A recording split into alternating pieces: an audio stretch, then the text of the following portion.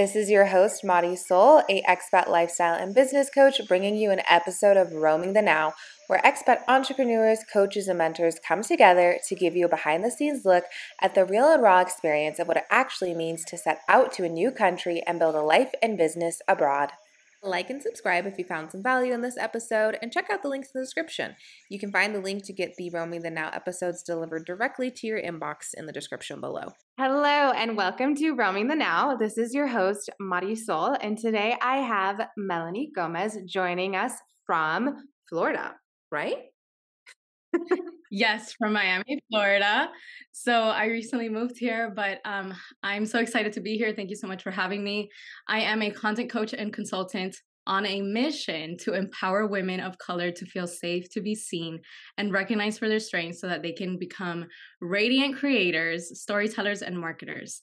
And I also am the leader of the Be Seen movement, which is created for women of color in business, where every month I encourage them to share monthly wins in life and business so that they can collect evidence every single month and have it at the end of the year and then see all of the bold actions that they are doing to take up space. And that is what creates an influential ripple effect for other women of color to join in and share how they take up space in their own lives. So it's amazing and such a journey that I had to come here, and to get here because it all started when I was living abroad. So I'm excited to dive in today about that. Yes, I know that through me and you, talking and connecting, that the mission and the vision and the passion, which I honestly when you're speaking, I'm like, oh my God, I'm so energized. I love this. I can really feel, how important this is to you and just how much really this is a legacy thing for you. And I know that through our conversations, you told me that you're traveling and you're living abroad in the Netherlands for a really long time. Honestly, you were there for a hot minute. Really helped you solidify your passion of the people who you want to work with, as well as your style of entrepreneurship. So why don't you tell us a little bit about where were you living in Europe, that experience, and how did that really, influence where you are now? Yeah, so I actually have lived abroad twice. So I lived abroad once in Spain, and then the second time was in the Netherlands.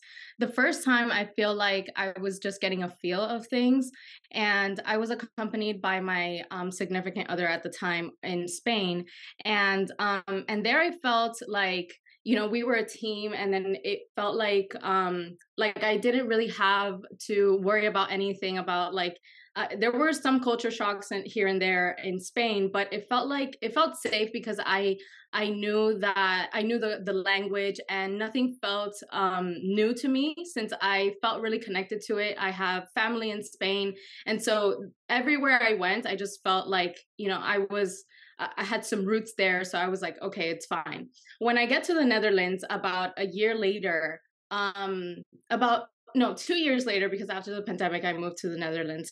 Um, and I was there, and that was honestly such a shock. I knew that there was going to be some culture shock as soon as I arrived. And the only thing that was that I was able to defend myself was the fact that everybody spoke English. And so I was like, if I could speak English here, then I'm fine, that I can, do things and go about and all of that, right? But when I arrived there, I was actually feeling like I didn't know where I stood. So I was honestly like, am I American? Because people are like, oh, you're from Miami, so you're coming from America, and how is America? And they would only reference maybe Chicago or what is it, New York, or just different places that wasn't Miami, that wasn't actually where I was from. And they would think of me as an American. And then I was like, oh yeah, but I actually have a Peruvian background. My parents are Peruvian, so I feel like I identify a little bit more as Peruvian rather than American, because even though I had been here for a really long time, all my life, I was born and raised in Miami. I still felt like a lot of my Latina-ness was hidden for a long time, and then once I was there, I felt them. I felt all of that starting to come out, all of that essence that I had hidden for so long start to come out. So Yeah. Yeah, that's really insightful, and I can actually agree with you. So I was married once upon a time to a French person, and I remember going to France and feeling like, whoa, I am like really out of place versus like when I'm here in Mexico, like I have family here, I have roots here. I mean, even if like I'm not like, I didn't grow up with them, like I still have some type of roots, but it's like when you're in that like unfamiliar lane, and I feel like you really are not around people, that are like you. And also, like, for example, like in Europe, like I'm Hispanic, like I look Hispanic, right? Like I could potentially be Spaniard. And then in America, like I don't know what people are like, are you American? Are you not American? Like who are you? And so there's Yeah, all it this. feels. Hmm? Go ahead. I was gonna say, it feels like there's all this like, well, who am I? Mhm. you know, Depending Yeah, on a the lot. environment. It really helps. It really like helps to get out of where you are actually from, and then see like, because that starts to bring out things that you didn't even know, like that relate to you. So sometimes, for example, I had a neighbor, a Dutch neighbor that was next to me, and he would sometimes come over, and then he would tell me like, oh, you're so enthusiastic, like Americans are like that. And I was just like, yeah, at the time I was like, yeah, because I didn't really know. I didn't. And then when he left, I realized, like, I was like, wait, it's not enthusiastic and friendly like that Americans are like that. It's actually the Latina side of me that was coming out and being like that, right? So yeah, it was always identifying those like little things and like little aspects of myself whenever I was around this different culture. But if I didn't had the chance to leave the place that I was in, which is Miami's a melting pot, right? It's filled with diversity, but a lot of people look like me. And so when I was over there, I was surrounded by a lot of Dutch white, right? And so I even dyed my hair blonde right before moving just so I can fit in, like just like because I felt like I didn't know who I was. Once I was there, I started to feel like, okay, well, there are like just different things that are coming out, and like characteristics and like traits and all that.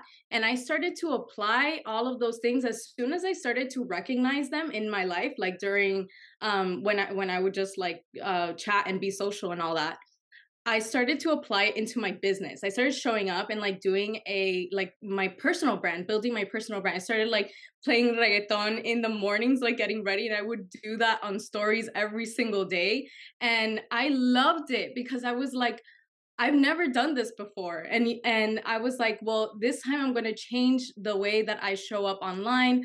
I'm going to include little pieces of like my Latina-ness inside of my brand voice. I started speaking to my community in Spanglish because that to me is something that I always do. It's like my natural state, I'm sure that you can relate because you're in Mexico now, and I'm sure that it just like comes out as well when you're at home and all that, right? Yeah. No, I speak in Spanglish, and I recently found someone, I don't remember who they are, but all their content is in Spanglish, and I just felt like it was so nice to be seen and like be validated, because that's how my brain thinks now. Like I don't speak only in English, and I don't think or speak only in English now. It's like both. And so sometimes I have both narratives, right? And then I have like funny little cultural narratives running at the same time. And so I was like, I feel so seen in my English and Spanish brain. Yes. It's such a nice and like comforting feeling as well. But I also noticed that like I brought in like those two cultures together, like where I was American and I am Peruvian. So I would like blend the two cultures. I started like introducing my neighbors to different things, exposing them to like Peruvian culture. I started making like Peruvian cocktails, and like for Thanksgiving I had like Latin dishes, and it was just so nice to bring those parts of ourselves, like, and I'm sure with you as well, like you would also introduce those things in different places when it feels like it's strange to them. For example, like when you were living in America, I'm sure you brought in like Mexican culture as well, right, to your friends and family. So it's actually like, this is a vulnerable share for me, but I actually don't feel like I fully embrace being Mexicana until I moved here. because I grew up in Washington, and Mhm. it's like it's really, really white. Like it's 50% Caucasian. And I grew up with parents who really assimilated. And I just grew up around a lot of people who basically didn't give me the safe space to be Latina, to be Mexicana. And, when you're talking about dyeing your hair and being blonde, like I did that too.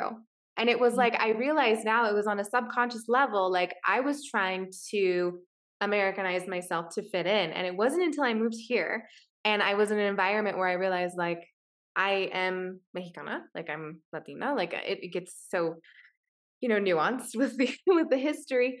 But that's when I decided like I'm not gonna dye my hair anymore. Like I'm not gonna dye my hair blonde. I am who I am. And it's actually being here has been a really beautiful opportunity for me to really embrace like what does being a Latina woman mean to me, without all of the influence of like the Caucasian culture or just like opinions that I grew up in. Right, yeah. And I think it's so beautiful when we recognize like who we are, and also like embracing even the way that we look different. And it's not the fact that like we want to be treated differently, because everywhere I've always gone, I've always been treated equally. And I am very grateful for that, but at the same time, like it actually blindsided me, the fact that like I felt like everybody else. And once I recognized that I am different and I look different also, my color skin isn't the same as everybody else. But I grew up thankfully in a very healthy like family, where my parents would always tell me that like my color skin is actually one of the most beautiful types of skin. And I had to like learn, well, I did learn to embrace that. But whenever, growing up in school and all of that, even though it was like around, well, mostly made of Hispanic and Latinos, the girls, like we would see the girls that I would hang out with, we would see, on like the magazines and like online and all of that, that they would look different than us. So we wanted to do that, and we would want to dye our hairs, and we would want to dye like even like our face, or what is this called, our body hair, our body hair and all of that, like to dye it blonde, and now, and like hide from the sun as well. I hated going to pool parties and different things like this, because I was like, I don't want to get tanner. You know what I mean? I just want to like look how everybody else does.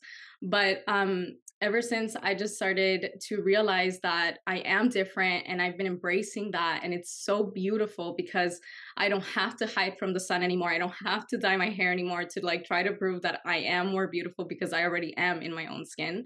And that's the message that I also want to send to other women of color, because I feel like it's hard for all of us to feel seen, and it feels like we need validation all the time, like external validation from different people, and people that we date or we're around, or family, friends, always judging us for some reason. And that's the message that I want to send, that like they can feel comfortable in their own skin, and they can feel beautiful in every single way, because they are. Yeah, that's really beautiful. And I honestly am vibing with this conversation like so much because it has been such a journey for me personally. And like, I literally had to come back to like where the ancestral lineage started to actually be comfortable. Like, I do speak Spanish. I am like Latina, I'm Mexicana. Like, my dad was born in Puebla.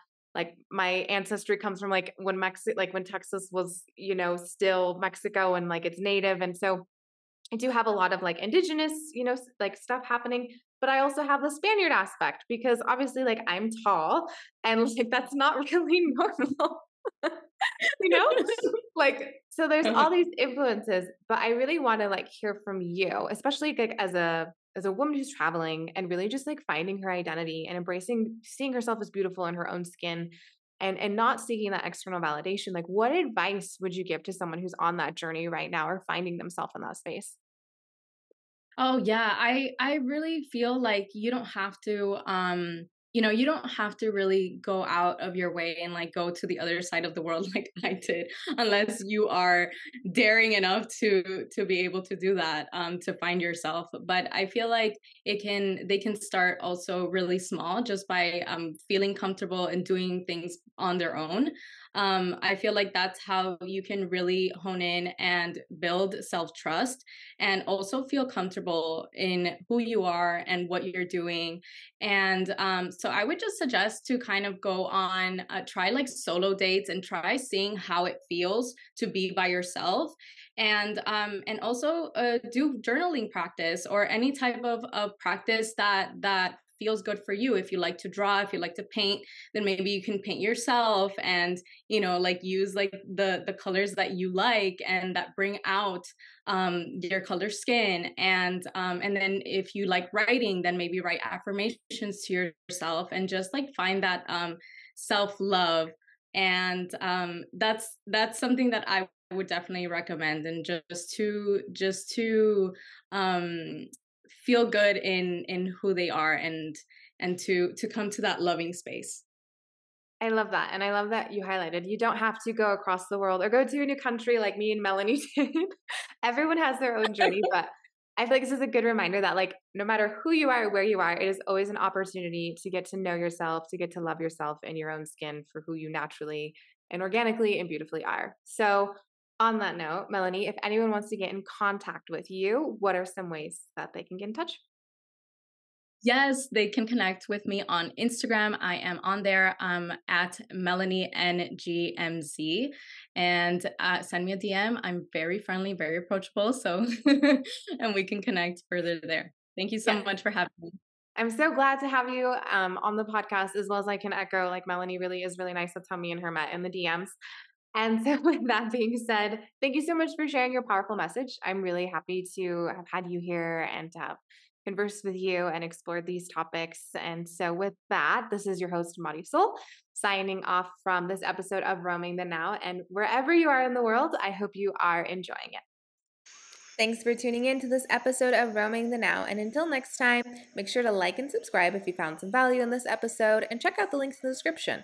You can find the link to get the Roaming the Now episodes delivered directly to your inbox in the description below. So until our next episode, have fun, live in the present moment, and enjoy roaming the now wherever you are in the world.